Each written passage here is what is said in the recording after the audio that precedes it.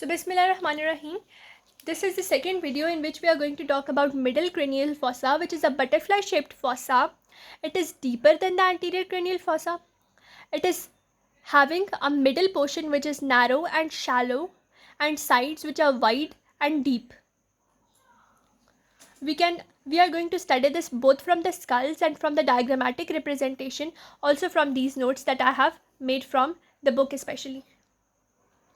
So now this is your middle cranial fossa. It is just behind the anterior cranial fossa and just anterior to the posterior cranial fossa. First of all, we are going to discuss its anterior boundaries, which are going to be the posterior boundaries of the anterior cranial fossa. And then we will discuss its posterior boundaries, which are further going to be the anterior boundaries of the posterior cranial fossa. So let's discuss the boundaries. Anteriorly, we have the posterior border of lesser wing of sphenoid, the anterior clinoid process, and anterior margin of sulcus chiasmaticus. If I bring the skull over here, you can see this lesser wing of the sphenoid, the anterior clinoid process, and the sulcus chiasmaticus. All three of them combined, they make the anterior border of the middle cranial fossa. Then we will talk about the posterior boundaries. For the posterior boundaries, we have the superior border of petrous temporal bone and dorsum celli of sphenoid. So now if we look at this diagram, this green portion is the superior border of the petrous temporal bone, and this region is actually the dorsum celli. And cella actually means, it's a Turkish word which is a part of your Turkish saddle. So the lower part of the Turkish saddle is the dorsum cella, and on both sides posteriorly we have these superior borders of the petrous temporal bone. Let's go to the skull now. Now in the skull you can see this region, this broken region actually, it is the dorsum cella, and then it is giving these posterior borders which are actually the petrous part of the temporal bone. Both of them are petrous part of the temporal bone. These, if I touch with my gloves, these are the petrous part of the temporal bone. So how you can see this is butterfly shaped structure. Anteriorly it has the lesser wings of the sphenoid. Posteriorly it has the petrous part of the temporal bone. Now we are going to discuss the lateral divisions and the median divisions, which are going to be discussed in the floor of this fossa. For lateral, we have the greater wing of sphenoid, the anteroinferior angle of parietal bone, and the squamous temporal bone. Now you can clearly see in this diagram that this green region is showing the greater wing of the sphenoid. This angle, it is the angle between the greater wing of the sphenoid and the parietal bone, because this was the frontal. Now this is going to be the parietal bone over here. So greater wing of sphenoid with the angle of the parietal bone. Then we have this shown in purple, which is the squamous part of the temporal bone, and then posteriorly we will have the petrous part of the temporal bone. Now if we discuss the center region, it is showing the body of the sphenoid, and on the lateral sides the floor is going to have the same components. That is, first of all it is going to have the green thing, that was the greater wing of the sphenoid. Then it is going to have this purple thing that was present there, that is going to be the squamous part of the temporal bone. Then this thing which is going to be the petrous part of the temporal bone. So you can easily see in the median region we have the body of the sphenoid. Then on the sides laterally we have the greater wing of the sphenoid, squamous part of the temporal bone, and petrous part of the temporal bone. Coming to the skull now, we can see this dorsum cella. First of all, we are going to consider this middle region. This middle region of the butterfly shaped region, it is known as the body of the sphenoid. On both the sides of the body of the sphenoid, we are going to split this into three compartments. Firstly, we know the posterior part is going to be known as the petrous part of the temporal bone. Then this middle part is going to be known as the squamous part of the temporal bone. And then anteriorly we are going to have the greater wing of the sphenoid. You can see the lesser wing was above, and the greater wing is now down and deep. Also this is going to be the angle, and this angle is going to be between the greater wing of the sphenoid and the parietal bone. So this is how we can discuss the floor of the middle cranial fossa. Now we are going to discuss the contents. First of all, we are going to see the contents. In the median region, we are going to have the sulcus chiasmaticus, the optic canal, and the sala turcica. Now you have this purple region which is showing the sulcus chiasmaticus, and just above or anterior to it we have the jugum sphenoidale. Now the thing that we need to study is one thing that is behind the sulcus chiasmaticus, which is known as the just behind the sulcus chiasmaticus we get this green region which is the tuberculum sala. Then in the midline we will have another region which will be known as the sala turcica, and then we will have the dorsum sala, and just below the sala on the middle or medial portion of this anterior clinoid process we are going to have the optic canals. So here you can see the optic canals which are going to transmit the optic nerve.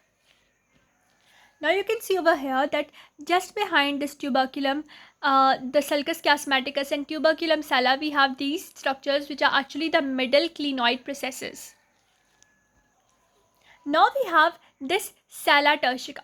Now I will show you on this color as well, and this diagram you can see anterior to the sala turcica we have the tuberculum sala, posterior to it we have the dorsum sala, and this is actually like a saddle. If you have seen a saddle, it has a middle portion and it has anterior and posterior portion. So anterior portion becomes the tuberculum sala, the middle is sala turcica, and the posterior portion is the dorsal sala.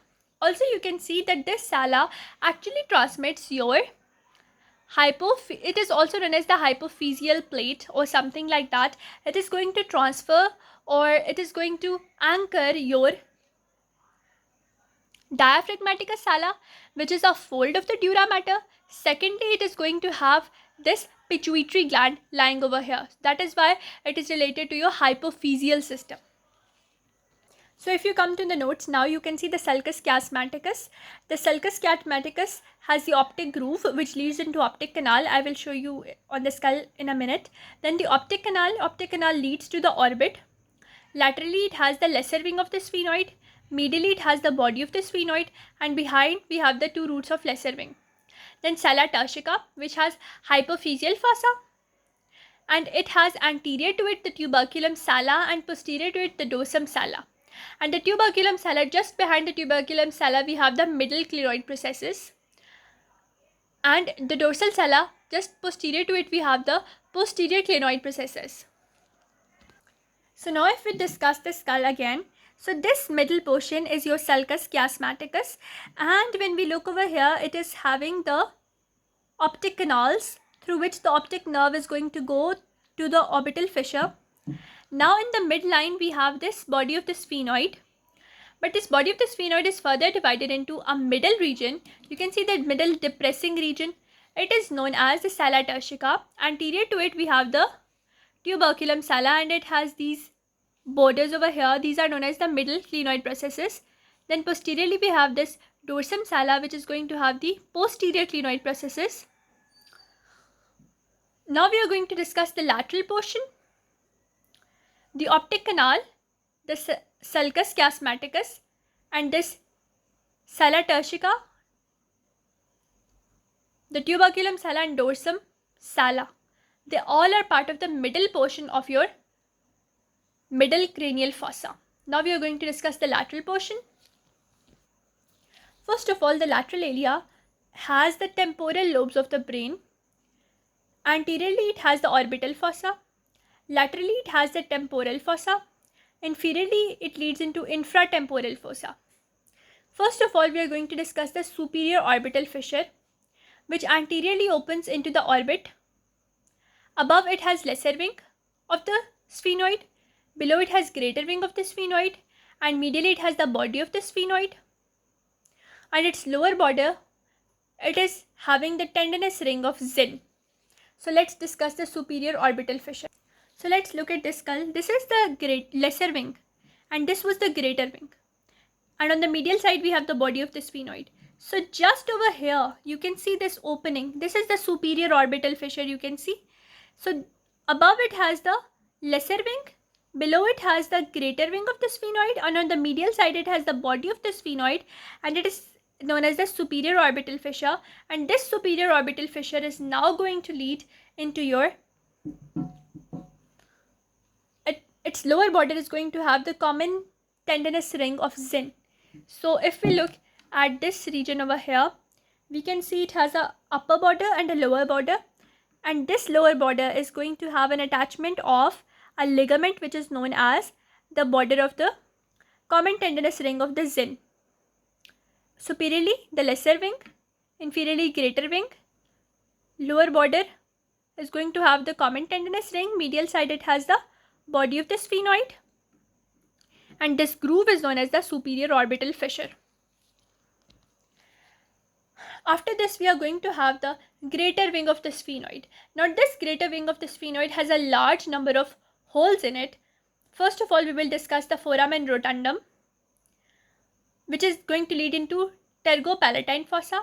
Then the foramen ovale, that will just be a little bit lateral or posterolateral to the foramen rotundum, and it will lead into the infratemporal fossa. Similarly, foramen spinosum, which will be posterolateral to the foramen ovale, and it will lead into the infratemporal fossa, and then we will lead into the emissary sphenoidal foramen, which is also known as foramen of Vesalius, which is going to have the emissary vein running through it. The foramen rotundum, ovale, spinosum, and the foramen for the emissary sphenoidal foramen. We are going to discuss all of these first from the diagram, then from the skull. So this over here is your foramen rotundum firstly, and this foramen rotundum is going to lead into the pterygopalatine fossa. Now we are going to discuss the foramen ovale, posterolateral to it. Also, you should know that the foramen rotundum passes the maxillary nerve. Now this was the foramen rotundum. Now this is the foramen ovale, just a little bit posterolateral to it. The foramen rotundum was passing the maxillary nerve. Now this foramen ovale is going to lead into the infratemporal fossa. It passes all these nerves through it that are having a mnemonic male. One M is mandibular nerve, A is the accessory meningeal artery, L is the lacrimal or the lesser petrosal nerve, and E is the emissary vein. And this foramen rotundum will having the maxillary vein. So the foramen ovale is going to be a little bit lower to it. So below the maxilla we have the mandible. So mandibular nerve, accessory meningeal artery, the lesser petrosal nerve, and the emissary vein. Then I told you that just behind the foramen ovale we are going to have the foramen spinosum. Similarly, it is going to lead into the pterygopalatine fossa, and it will transmit middle meningeal artery and vein. If you need to remember only the main things, so firstly the foramen rotundum is going to transmit the maxillary division, the foramen ovale is going to transmit the mandibular division, and foramen spinosum is going to transmit the middle meningeal artery and vein. Now if we look at it over here, firstly we have the foramen rotundum just over here. Then we get the foramen ovale just over here. So foramen rotundum passing the maxillary nerve, foramen ovale passing the mandibular nerve, and this foramen spinosum which is going to pass the which nerve? Middle meningeal nerve. And sometimes we also have this portion which is not visible in the skull right now, but it is a groove or fissure for the or foramen for the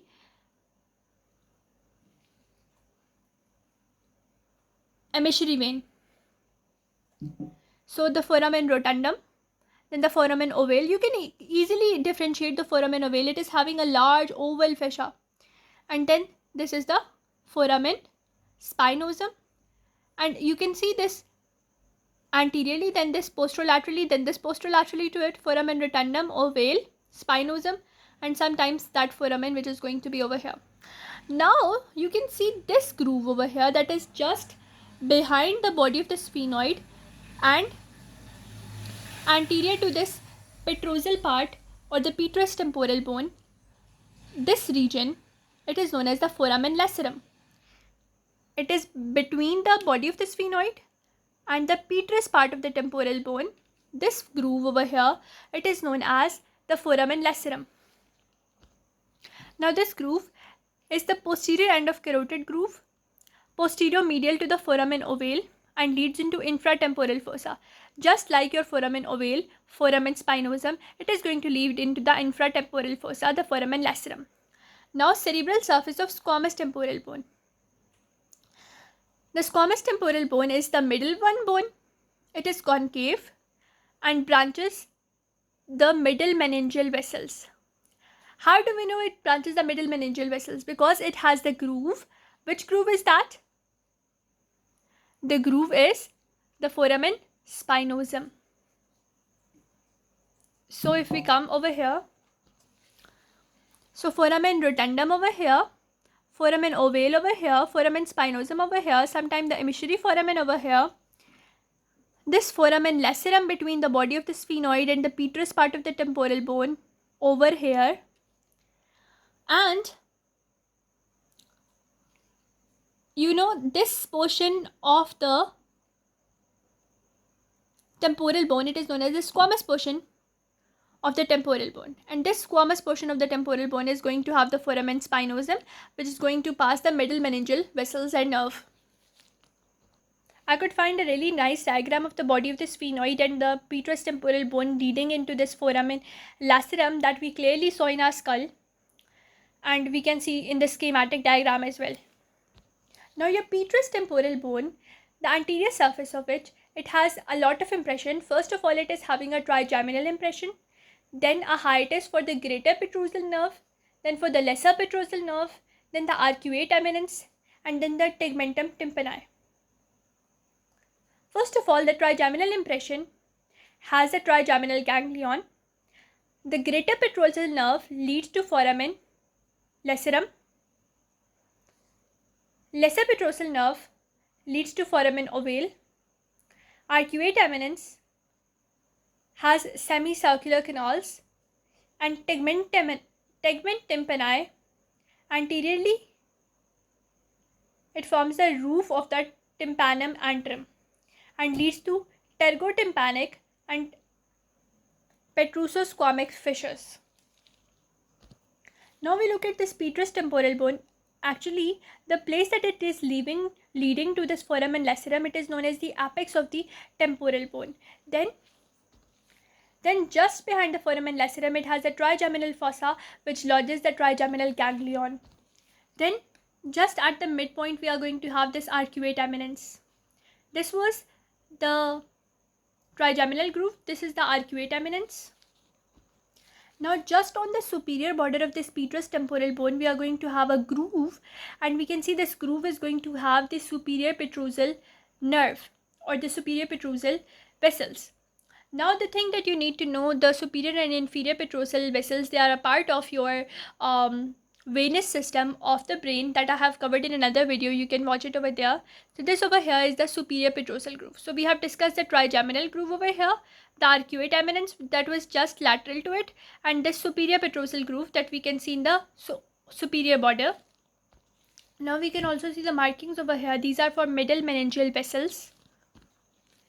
Now we are going to study about the grooves that are leading over that are present over this portion or the petrous temporal bone. First of all, you can easily see this anterior or superior border of the petrous temporal bone. Now it lodges this particular artery, which is going to be the superior petrosal artery.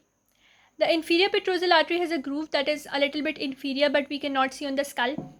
Then whenever it is leading to the foramen lacerum, it is going to have the trigeminal groove, which is going to lodge the trigeminal ganglion. So we have discussed the groove for superior petrosal, the inferior petrosal, the trigeminal. Now the eminence over here, just lateral to this groove for the superior petrosal, now we have this eminence which is known as the arcuate eminence. Now you can see a lot of vessels and their grooves over here. These are the middle meningeal vessels. Now another thing that you need to know, that your ears are also going to be on this side, right? This. So at the level of your ears, you have this portion which is known as the tegment tympani. And this tegment tympani is lodging the semicircular canals of your inner ear.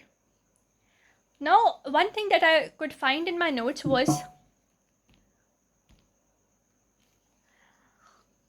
the hiatal groove for greater petrosal nerve leads to foramen lacerum, and the hiatal groove for lesser petrosal nerve leads into foramen ovale. These are the two things that you need to know and are very important for us. With this, we conclude our middle cranial fossa. In the next video, we will talk about the posterior cranial fossa.